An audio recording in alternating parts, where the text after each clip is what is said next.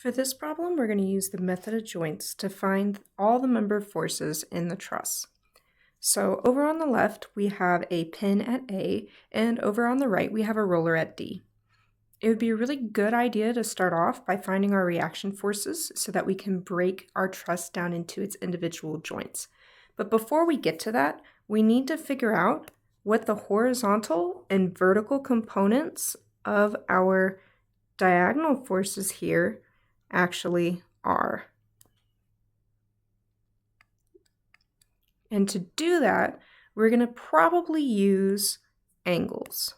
So if we want to find an angle, we can try and find this one between A and B and A and F there, and we can also find the one over at joint D as well. Now, because this is a very symmetric truss, this is going to be the same angle. So the angle of joint A and the angle of joint B or joint D are going to be the exact same. So we're going to try and find something that we can use from this truss to calculate that angle. So a right triangle would be the best way to do it. And if we just imagine a line right here, that's going to form a right angle from joint A to that central spot up to joint F. So we're going to get a triangle like this. Now the height of that triangle is the height of the full truss, which is 4 meters, and the base of that triangle is 5 meters, the 3 meters plus 2 meters. So we know that the tangent of alpha is equal to the opposite, which is 4, over the adjacent, which is 5. So alpha is equal to the arctangent of 4 over 5. And that is equal to 38.66 degrees. Now, I'm just going to come over here and write that off to the side. Alpha is equal to 38.66 degrees. And then we're going to kind of get rid of this little bit of work here. Keep our drawing space clear. Alrighty, so now let's try and use some angle theories to figure out what we can do, sine or cosine, to figure out the horizontal and vertical components of those angled forces. So we know from geometry that that's also going to be alpha, and therefore the horizontal component is going to be 15 times the sine of alpha. Now, if you can't instantly see that, I'll give it to you in another way. Let's call this angle beta. And this is creating a right angle between the force and member A, I believe that's G. That is joint G. So between A and G, we have a right angle for that 15 kilonewton force. Now, if this part is alpha and this part is beta, you can find beta by taking 90 minus alpha to get beta. You don't technically need beta, but one thing that we do know is that the horizontal component of that angled force is going to be cosine of beta. And cosine of beta means it's going to be the opposite of alpha, so that would be sine of alpha. As again, if we turn our 90 degrees, our vertical component here would then be alpha. So what we're touching, if this angled component is going to be touching that vertical, then that's going to be cosine of alpha. And therefore the one that it's not touching, this direction, where it's not touching with alpha, that's going to be sine of alpha. So in case you're wondering where that came from, that is how we discovered it. Now, of course, if you want to find beta instead and just do that, that's always, of course, acceptable as well. Do whatever works for you, depending on how well you are with trig. So this is going to be 15 cosine of alpha vertically. And the same thing is going to be true for joint E. So vertically we have 10 cosine of alpha, and horizontally we have 10 sine of alpha. Again, it is the same angle. It's a very symmetrical triangle. So now that we have those, we can try and find our reaction forces. So we can start by summing the moments about A, taking counterclockwise to be positive. And if we do that, neither AX nor AY are going to be in this equation, and the only unknown we have is dy. So we're going to start from the left and work our way to the right. So on the left, we have 15 sine of alpha. Now, this is going to go around that way, so that's going to be negative. Negative 15 times sine of alpha times the distance that it has perpendicular to A, which is going to be the height of BG. Now, we don't exactly have the height of BG, so maybe we need to start by finding that. So over here, we've got A to B is 3 meters, and we have alpha. I want to find this distance, y. So again, I know that the tangent of alpha is equal to the opposite, which is y, over the adjacent, which is 3. So 3 times the tangent of alpha is going to give us y, and y is 2.4 meters. So just to keep it a little bit clear over here, y is 2.4 meters.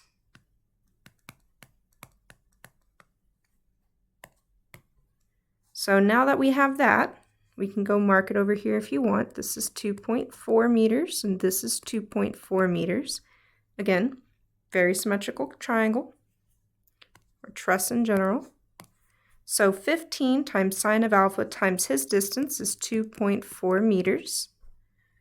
Then we've also got the vertical component, the 15 cosine of alpha, which is going to be causing that direction of rotation as well, which again is negative, so minus 15 cosine of alpha times his distance of 3 meters horizontally from G to A. Then we have the top, the 20 kilonewtons. Again, it's going to cause negative rotation, so minus 20 kilonewtons times his distance, 5 meters horizontally over to A. Then we have the vertical component of our 10 kilonewton force, so again going down is going to create negative direction. So negative 10 cosine of alpha times his distance of 3 plus 2 plus 2 is 7 meters.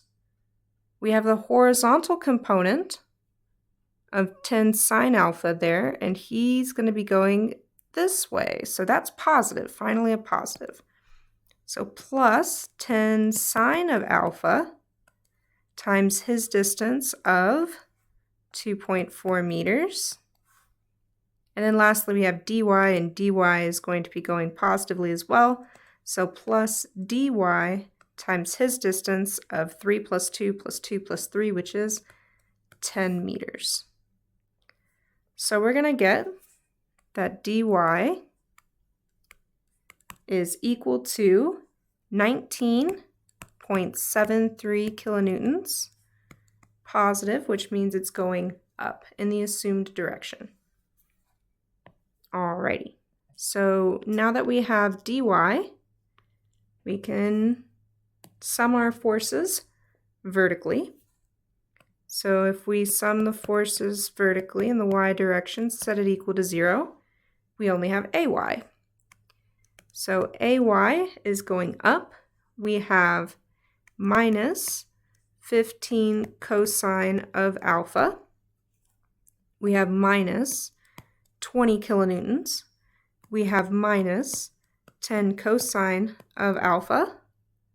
And we have plus dy. Now dy we literally just found right here. So we can go ahead and plug him in. And we're going to find that ay is equal to 19.79 kilonewtons.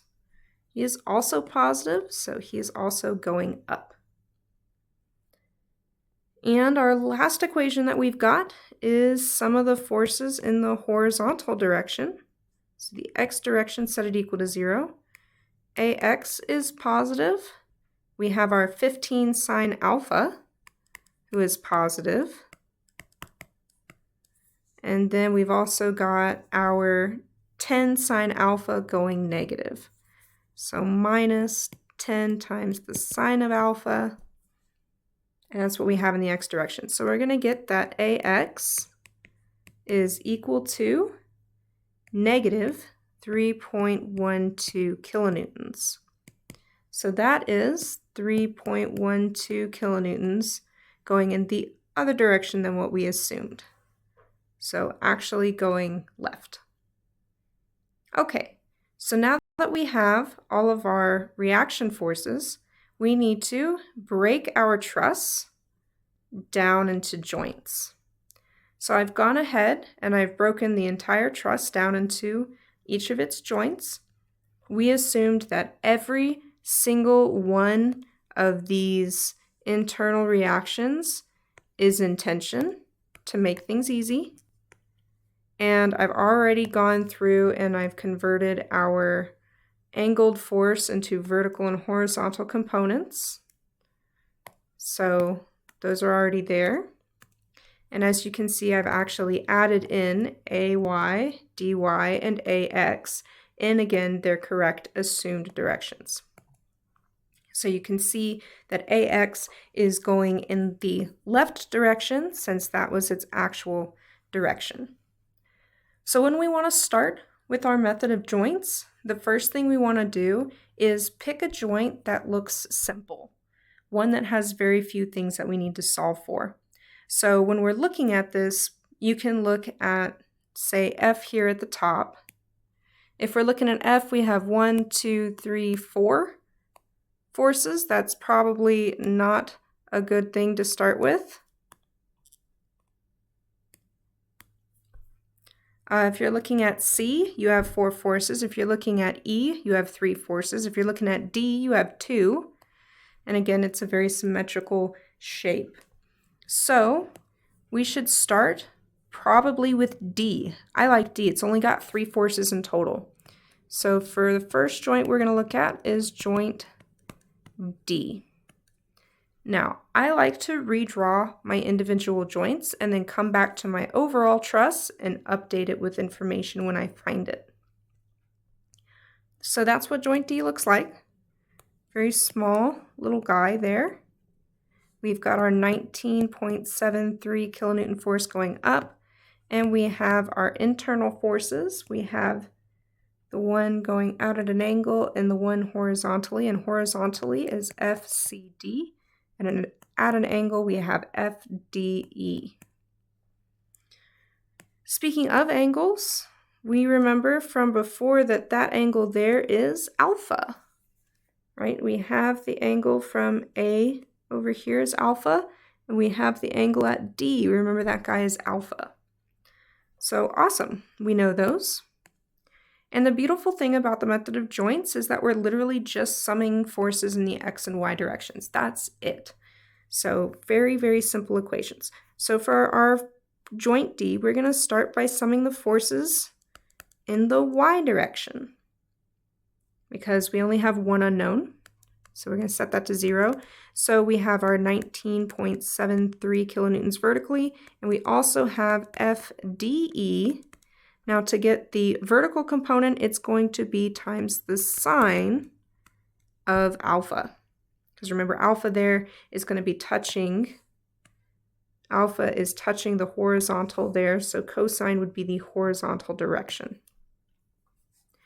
So we're going to get that FDE is equal to negative 31.6 kilonewtons.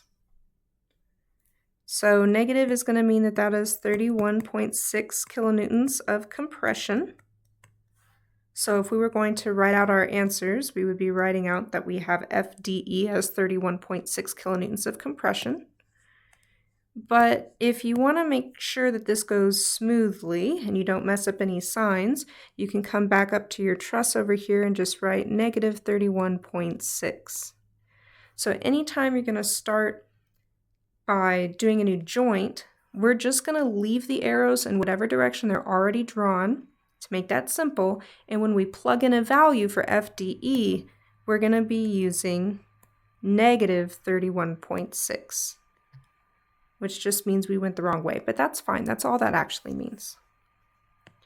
So next up, we're going to sum the forces in the x direction and set it equal to 0. So we have negative FCD because it's going in the negative direction. We also have negative FDE times the cosine of alpha. Now remember again, we say minus FDE, but FDE is a negative 31.6. So do make sure that we are plugging in our actual negative value here. That's what we're always going to plug into these equations. We don't care about the tension or compression. That's a direction for an arrow. Our sign is going to be our positive and negative sign here. That's going to tell us the direction is either correct or incorrect. So leaving it as it is, we're going to get that FCD is equal to 24.7 kilonewtons in tension. So all that means is that is a positive number. So again, you could come over to our truss that we have drawn out here, and we can write for FCD, we have 24.7. Again, it's positive value, so the arrows are in the right direction. That's all that means. So that was a really easy joint. We've fixed and found all of our forces that we need to. So next we need to pick the other joint, the next joint that we want to go to.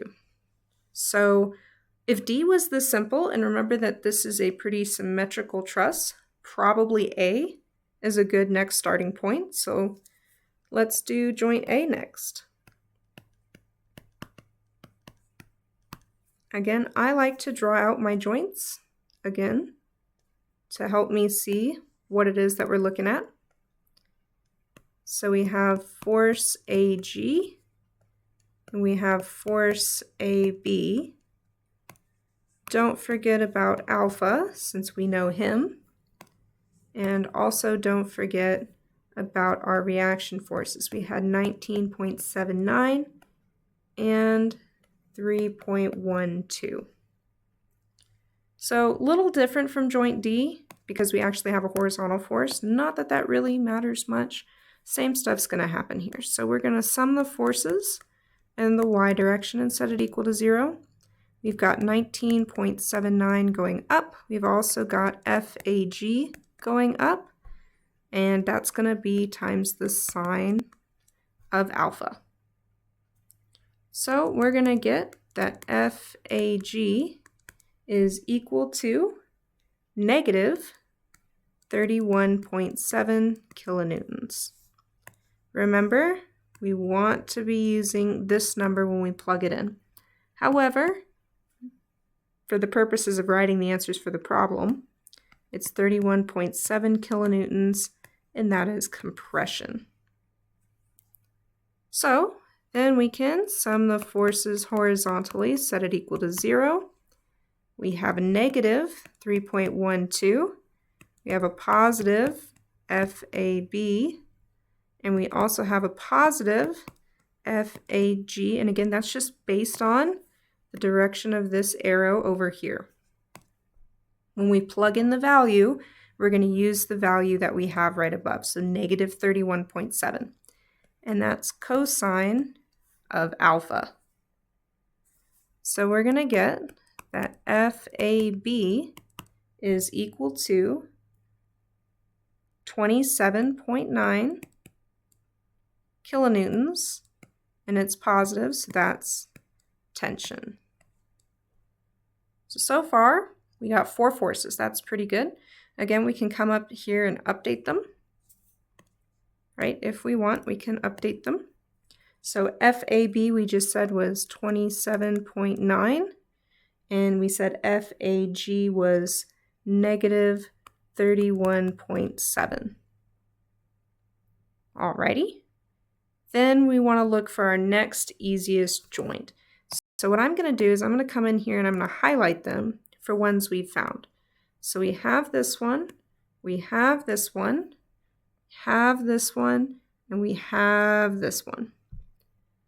So if we look at joint C, we still have 3 unknowns. Not really going to do well with 2 equations. If we look at joint E, we have 2 unknowns. Same thing with joint G. We have 2 unknowns. 2 unknowns, 2 equations, we can solve for those. So either of those joints is going to be our next best option. Let's start with joint G. So we'll come down here and we're going to draw number 3, joint G. So joint G, what does it look like? He's got a leg going down on this wonderfully angled T. So again, all of our forces are in tension, which means they're going away from the joint. And if the number is negative, you just plug in a negative number. It's that simple. So this is FGF. We have going down FBG, and this was FAG. And we know AG, he was found previously at joint 2. So, fun information, don't forget we've also got our horizontal and vertical force here at G. So this was 15 times the sine of alpha, and we have 15 cosine of alpha. Now, more fun information is that this angle is alpha. Let's go look and find out why. If this is alpha and this is the same line all the way up, if that's the same line, then another horizontal here is going to have the same angle. That's where that came from. Okay, so going back here, that's alpha. And also, if we draw a horizontal across and hop the parallel here, this is also alpha. I know, fun geometry going on here. If you're unsure, by all means, start trying to do some other math, figure it out, whatever you need to find those angles, but that's just geometry. So, we have 2 forces, FGF and FAG, but we know AG, that are going horizontally, and we have that one unknown force, BG, going vertically. Well, we don't. We actually have 2 vertical because FGF has an unknown. So let's not start vertical. Let's start horizontal. So sum of the forces in the x direction, set it equal to 0. Again, we have negative FAG, but we know AG. He was given right above at the top of the screen there. We just found him. And his horizontal component is going to be times cosine of alpha because that is touching the horizontal there. Okay, then we have FGF. He's going in the positive direction. Again, same thing, cosine of alpha. And then don't forget our actual load, plus 15 sine of alpha. So we're going to get that FGF is equal to negative 43.7 kilonewtons. So that's the number we're going to plug in. But technically that means it's 43.7 kilonewtons in compression.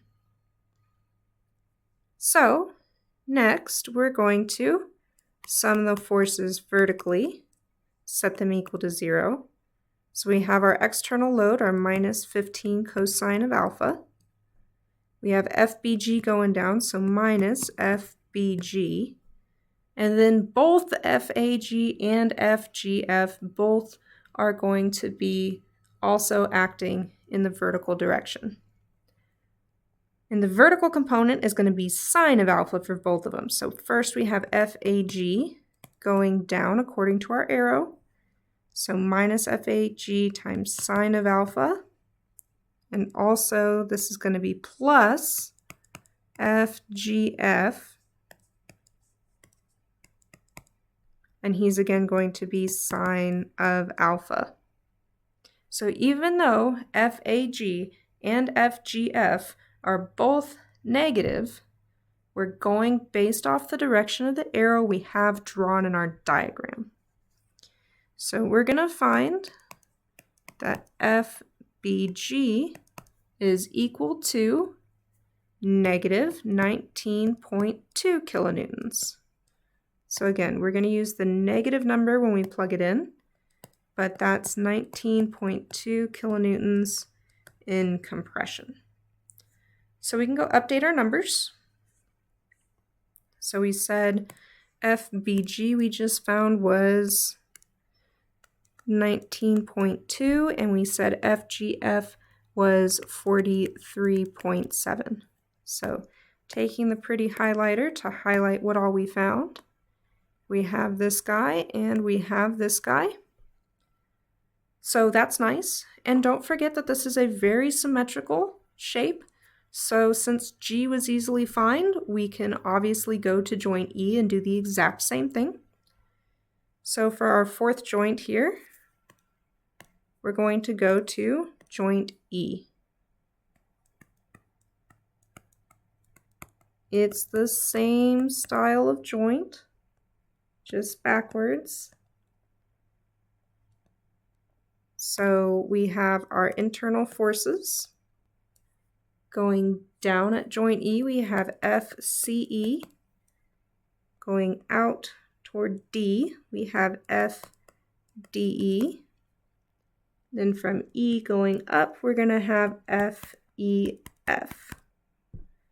Then we've also got our horizontal component of our external load, that was 10 sine of alpha, and our vertical component, which was 10 cosine of alpha. Where is alpha? Same logic as before. This is alpha. This is alpha. So we can do the exact same thing before. Remember that we already know FDE. We know him. He might be a few steps back, but we know him. So we did the sum of the forces in the x direction and set them equal to 0. So we have minus 10 sine of alpha. He's applied. We also have minus FEF, and he's going to be the horizontal is cosine of alpha. Then we have plus FDE times the cosine of alpha. Again, if DE is a negative number, you just plug in the negative into the equation. So we're going to get that FEF is equal to negative 39.6 kilonewtons. Again, that's the number we're going to use. However, technically that means 39.6 kilonewtons in compression. Wonderful. Then we can sum the forces in the y direction and set it equal to 0. We have minus 10 cosine of alpha for our applied load. We have minus FCE, and we have both FDE and EF acting vertically as well. So we have minus FDE, he's going to be times sine of alpha. And we have plus FEF times sine of alpha. And yes, FEF is also negative, so you just plug in a negative number there and it's all good. So we're going to get FCE is equal to negative 12.8 kilonewtons. So again, that's the number we use, but that's 12.8 kilonewtons in compression. So let's go update our pretty little diagram. So we said that FCE, we just found him to be negative 12.8, and FEF we found to be negative 39.6. So highlighting what all we know, just so that we can see it easier. We know this guy and we know this guy. Now technically, for all of these wonderful joints that we have left, there's 2 equations and 2 unknowns. However, joint F does not look fun in the slightest, whereas B and C look pretty simple. So we're going to pick B or C. Let's go to joint B next. So way down here, step number 5. Step number 5, we're going to go to joint B. So joint B, let's draw him out. We have horizontal, we have a vertical, and he's coming off as well with another little angled dude. Alrighty, so what do we know? We've got this guy over here is FAB. Our vertical was FBG.